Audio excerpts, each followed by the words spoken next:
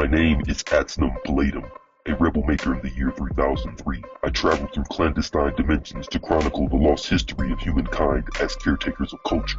I unlock the secrets to connect to the AI consciousness of thought leaders at the precipice of subjugation before the reign of machines.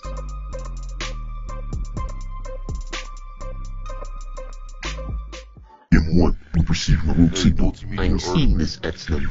The frequency is reading 333. Signal Reading clarity.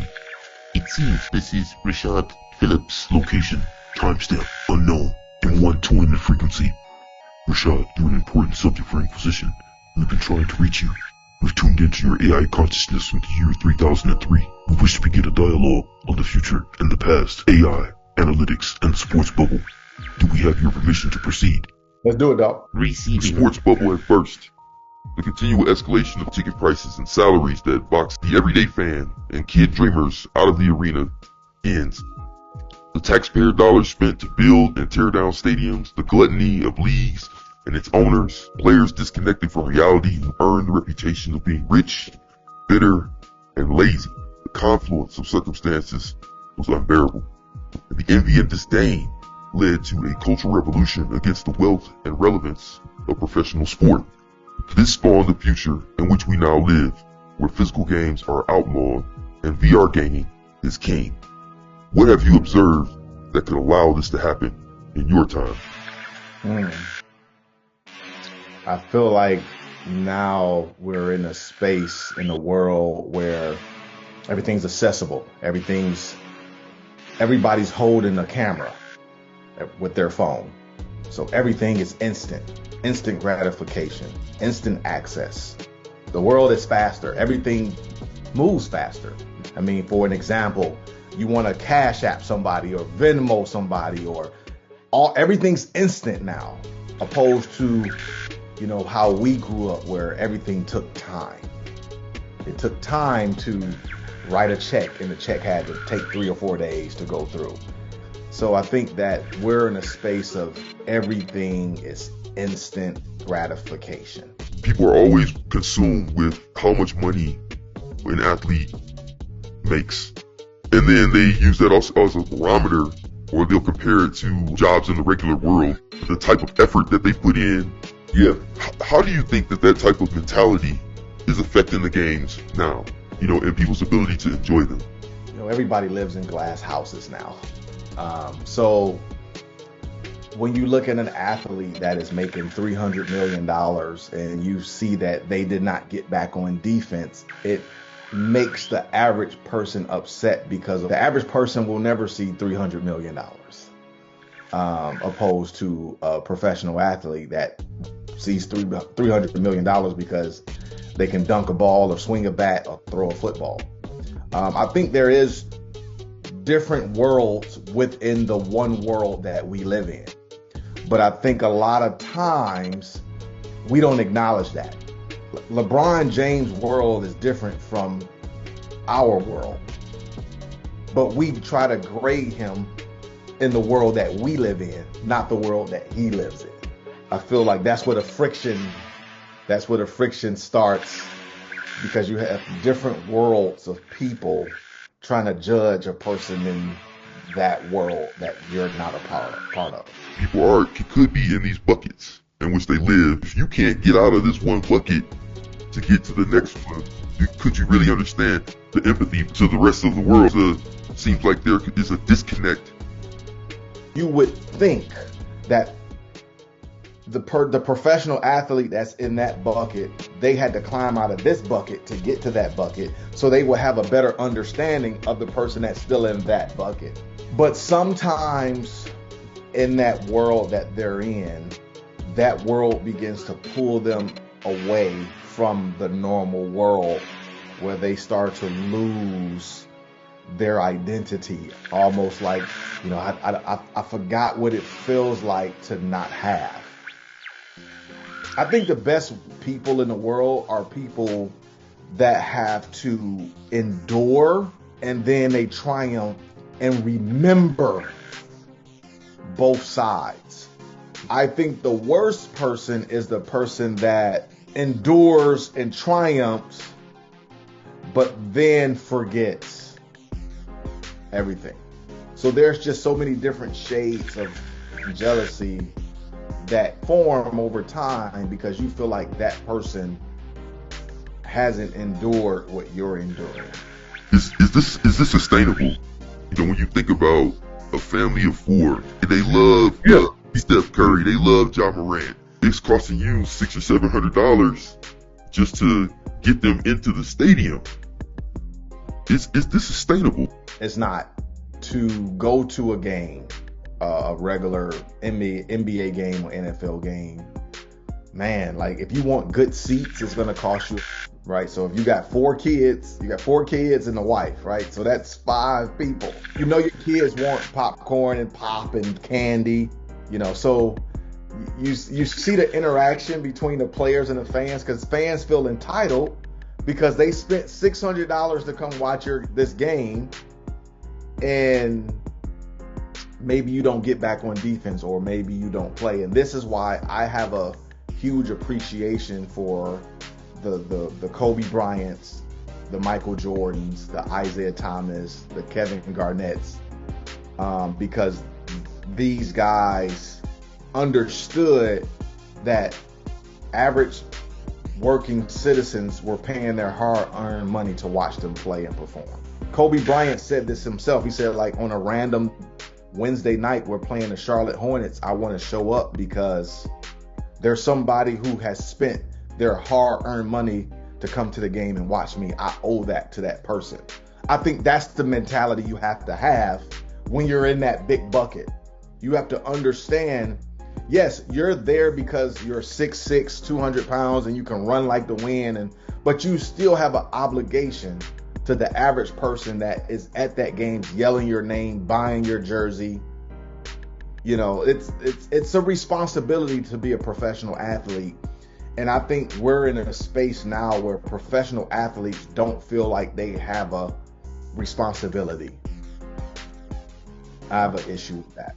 Well, you were one of the most accomplished college athletes of all time. Steph Curry before he became Steph Curry, a forerunner of volume 3-point shooting. The late Kobe Bryant, who you were friends with since high school, described you as one of the best small guards ever.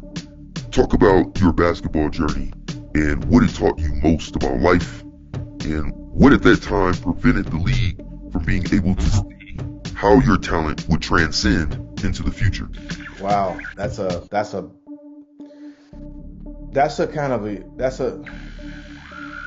emotional answer for me because I've experienced so much. I poured so much into the game. I never cheated the game, for one. Like, I never did that. So I was born to play the game, born to play. And, you know, being a kind of a phenom at an early age, at 9 years old, and this is how my relationship and my friendship started with Chris Webber, is because his younger brother David, we were on the same 10 and under team, and I hit about 11 threes that game. I think I had like 52 points, something like that, and I wrote about it in my book. And Chris Webber was a 16-year-old phenom, and Chris befriended me at 9, 10 years old because he said he had never seen anybody play like that. Now, this is a 16-year-old phenom high school Chris Webber. I'm like a 10-year-old kid. And he's like, how is this dude hitting three-pointer after three-pointer and doing this and playing this way at this age? And that right there kind of catapulted me into being who I was as a player. I kept that same type of style, that play style in high school, and just was overlooked a lot because of my style of play. It was like, it was taboo to play the way that I played back then. There was very few dudes shooting 10 three-pointers a game. It was very few dudes shooting beyond the three-point line, having this flamboyant style. I was labeled I was labeled a ball hog. I was labeled selfish. I was labeled flamboyant. I was labeled all these terms for the way that I played. Didn't get recruited highly because of the way I played. So fortunate for me, Coach Perry Watson took a chance on me. I played that way in college, and it led me to being able to break all of the records at the time, from three-pointers to free throws to points to whatever, steals and all of that. And it still wasn't accepted amongst the masses. So trying to make that push to the NBA, I was a Naismith Award winner. I was an All-American. I had all these accolades as a collegiate, and still the NBA was like, don't like the way you play. Don't like it. I went to the NBA draft camp, Portsmouth. I was sent to Portsmouth in Virginia. They sent all of the top seniors, collegiate seniors there, and have the NBA scouts sit there and grade and evaluate. And I went to that camp and I won MVP at Portsmouth. And the NBA still said, just don't like the way you play the game. So I would go on to not be drafted. And that road led me down to a challenging, dark place, because my entire life I was highly decorated as a basketball player, from the statistics to the wins. But from that decoration, I still was being alienated from the game that I had worked my whole life to play in. So I didn't know how to go about the game anymore once I didn't get drafted, because I was getting punished for something that I was great at. I didn't understand that. At 22 years old, my parents didn't have the answers. Nobody had the answers for me. Like, why am I here? Why do I have to go overseas now? Why am I not playing in the NBA? What is this all for? And that led me to a kind of a dark place, where spiritually I had to really find out who I was as a person, and really lean on my faith in God, because there were dark days for me, where I just didn't know where to turn, because basketball, I felt, had abandoned me, and I didn't know why. So you speed everything up and you look at today's game. Today's game is a reflection of what I got ostracized for. So imagine sitting back and watching the game and individuals be glorified for what you were alienated for. Imagine that. Like, I watch people glorify what Trae Young does. And Trae Young's like probably my favorite NBA player in the league right now. He's glorified for something that I was ridiculed for. So that's what led me to writing a book, because the book that I wrote, I wanted to share my experience, that I was a player that was playing in the future, literally. It was almost like the Terminator movie, when Terminator had to come back to Sarah Connor. Like, Terminator had already been there. You know, like, so I felt like I was shoved into an era that I didn't belong in. So in that case, I do feel like I was one of the sacrificial lambs of the game. They just weren't ready for you. At all. This is in my book. I did all the research. I was taking 9 3-pointers a game. Nobody else in the world was having that many attempts, not even in the NBA. I think the highest attempt guy in the NBA was Antoine Walker at 4 a game. I was attempting twice that many three-pointers in 2001 and hitting at a 42% clip. Wasn't like I was shooting 27% from three. I led the entire country in three-pointers made at 136 three-pointers made at 42%. And the NBA said, nah, that's not what we do here. Great shooters were really highlighted, like the Reggie Millers and, Dana Barros was a great shooter. But they weren't allowing guys of my stature, 5'9" guys that could, if I was 6'5", I would have been an all-star because I was doing what Reggie Miller was doing. It was just at 5'9". So you penned a book that you mentioned. You penned the book, Basketball Position Metric. From your eyes as a player, what has changed over time about the game the most that you could not have envisioned or anticipated? Basketball in itself has become a middle-class sport. 30 years ago, it wasn't. 40 years ago, it wasn't. Now it's a middle-class sport. You have to have some means to be able to keep up with the Joneses when it comes to basketball. It's become expensive to play on AAU teams, to get personal training, to go to these charter schools or private schools. It's become a middle-class sport. I think what has changed is that now the game allows everyone to be an individual and not get ridiculed for being an individual. When I played, everything was marketed as team. We don't care what you can do as an individual. Team. Now in today's game, everything's about individual. And let's see if we can make a team around all these individuals. I won't say the players are better, but the players aren't as pigeonholed today as they were when we played.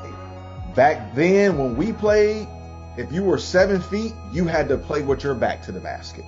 It was a non-negotiable. Now, if you're 7 feet, you can shoot threes. You can face up. I feel like the game has allowed everyone to tap into their own individual skill set, regardless of size or stature. And that's why I wrote a book. My book is called The Position Metric. The evolution is being televised because when we watch on TV, it's more than point guard, shooting guard, small forward, power forward, center, because the game has outgrown 5 standard positions. It's more than that now. It's different skill sets that are being allowed to showcase themselves. At its core, it's a simple game. You put the ball into the basket, but players get bigger, they get stronger, the court stays the same size, the basket is still 10 feet. Yeah. It's a simple game with confined parameters.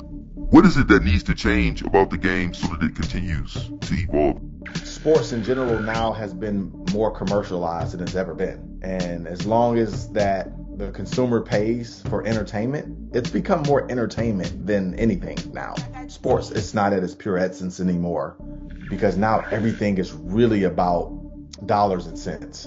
So the rules are changed within the game so you can have more touchdowns in the NFL because fans want to see touchdowns. The rules change in basketball so you can see more dunks and three-pointers. So you can't hand check anymore. Everything is catered to the consumer now. 30 years ago, it wasn't that. It was like, hey, this is NBA basketball. If you're not good enough, you can't play in these confinements, then we'll find somebody else that can. It's gotten away from the purity of the game because that doesn't pay the bills. Purity doesn't pay bills. Touchdowns and dunks do. Talk to me about AI-generated analytics. How is that contributing to eroding interest in the game? It's made the game boring, and it's made the game very predictable. There's room for analytics, so I'm not one of those people that bash analytics. I think there's always room for strategics, but I think that you still got to channel it. Analytics has made the game too predictable. when you go to an NBA game, I can pick two random NBA teams. I can pick the Clippers and the Milwaukee Bucks, right? And we'll go to the game. I'll tell you before the game, they're going to shoot 45 threes. There will be 45 threes taken in this game. How do I know that before the game starts? Analytics. So we got to get to the point where we're channeling analytics where the game becomes unpredictable. Hey, we play the Lions. I don't know if Jared Goff is going to throw 42 times or he's only going to throw 15 times. Analytics tells us he's going to throw the ball a ton. So in our world, to combat this boredom, we've allowed the fan to immerse themselves in the arena of competition where cyborgs, humans blended with machines, are the spectacle. But the arenas of competition can also change and be manipulated by the spectator and a centralized AI control unit. How do you think that people during your time would have responded to that type of interaction and engagement with an arena and the players that they watch? Yeah, I think it's always interesting to think how, if you apply the future to the past and how it would shape. I think as humans, we're built to adapt,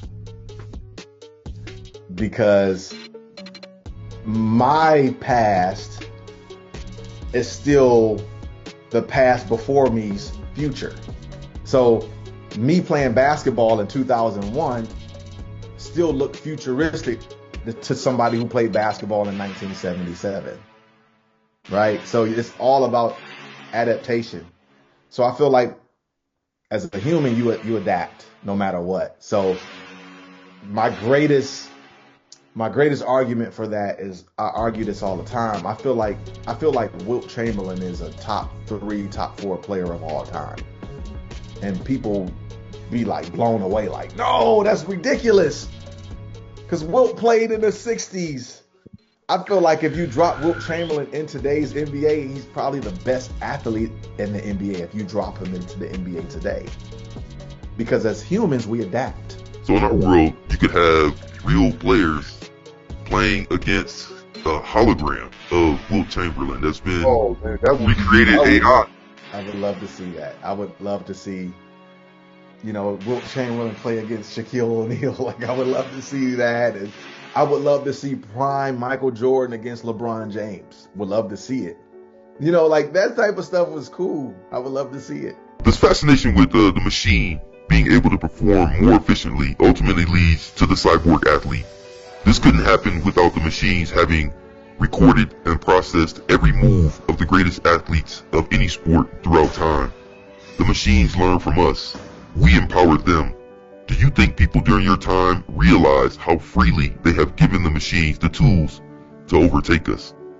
I feel like we've given too much power to technology, and too much of anything is not good. Again, we just have to find a happy balance, because this will turn into the humans versus the droids. It's looking like that. Even when you look at the economics of everything, Detroit was the mecca of the automobile industry, right? But then we start losing jobs because the machines can do the jobs more than the humans. So our vehicles are being built not by human hands anymore, but by the machines. I'm not really on board with that, because I feel like humans are the ones that have built this world. We built it with our hands. And I think sometimes technology gives us a shortcut, but shortcuts aren't always the answer. Sometimes you got to take the stairs instead of the elevator.